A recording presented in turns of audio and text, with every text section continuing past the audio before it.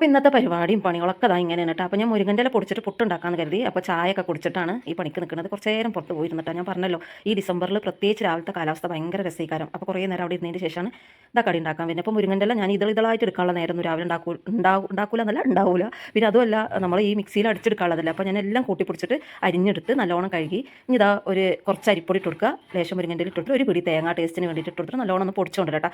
അപ്പോൾ നമ്മൾ കുറേ മുരിങ്ങൻ്റെ ഇല ഇട്ട് കൊടുക്കുമ്പോൾ നല്ല കട്ട കുത്തി വരും. അപ്പോൾ നമുക്ക് പുട്ടിൻ്റെ ഒരു പാകാവില്ല, ഈ ഒരു പാകാകണം. അപ്പോൾ എന്ത് ചെയ്യുക, നമുക്ക് ആവശ്യത്തിന് മുരിങ്ങൻ്റെ ഇല ഇങ്ങനെ ഇട്ട് കൊടുത്തിട്ട് പൊടിച്ചെടുക്കുമ്പോൾ നമുക്ക് അതിൽ പാകറിയും. അപ്പോൾ ഞാൻ നല്ലോണം തേങ്ങ ഇട്ട് കൊടുക്കുന്നുണ്ട് കേട്ടോ. മുരിങ്ങൻ്റെ ഇല നമ്മൾ അതിൽ ഇട്ടിട്ട് അതിൻ്റെ ചോയൊന്നും ഉണ്ടാവില്ല.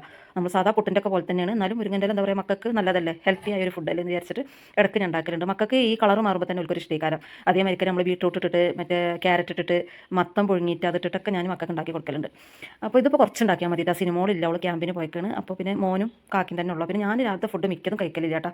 ഞാൻ ബിസ്ക്കറ്റും ചായയും കുടിച്ചാൽ കഴിഞ്ഞാൽ പിന്നെ ഞാൻ ഉച്ചക്കാണ് തിന്നൽ. അപ്പോൾ ഇതൊക്കെ കഴിഞ്ഞിട്ട് നമുക്ക് പുറത്ത് കുറച്ച് പണിയുണ്ട്. കുറച്ച് ക്ലീൻ ചെയ്യണം, അടിച്ച് വാരണം, പിന്നെ കുറച്ച് മരുന്നടിക്കാനുണ്ട്. പൂക്കൾ ഇടാത്ത ചെടികൾക്കൊക്കെ ഒന്ന് മരുന്നടിച്ചെടുക്കണം. അപ്പോൾ ഇതൊക്കെയാണ് ഇന്നത്തെ പണികൾ.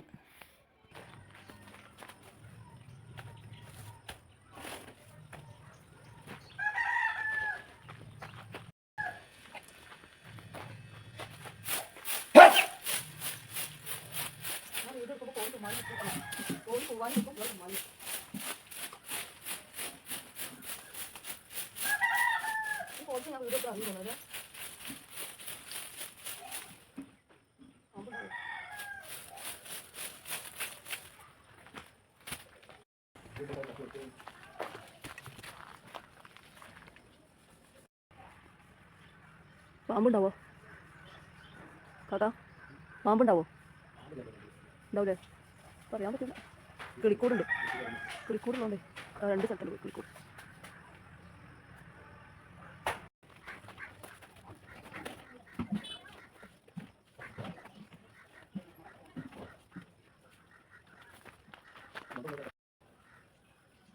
അപ്പോൾ അവിടെ വൃത്തിയാക്കലൊക്കെ കഴിഞ്ഞിട്ടാകുമ്പോൾ ഇതിൽ ഈ ചെടികളിലൊക്കെ കുറച്ച് മരുന്ന് അടിച്ചു കൊടുക്കുക, പൂവ് ഇടാൻ വേണ്ടിയിട്ട്. ആ ചെടിയിലല്ല, ആ വയലറ്റ് പൂവുള്ളതല്ല കേട്ടോ. അത് ഞാൻ നേരത്തെ മരുന്ന് അടിച്ചു കൊടുത്തതാണ്. ഇതാ ഈ ഒരു ചെടിയിൽ.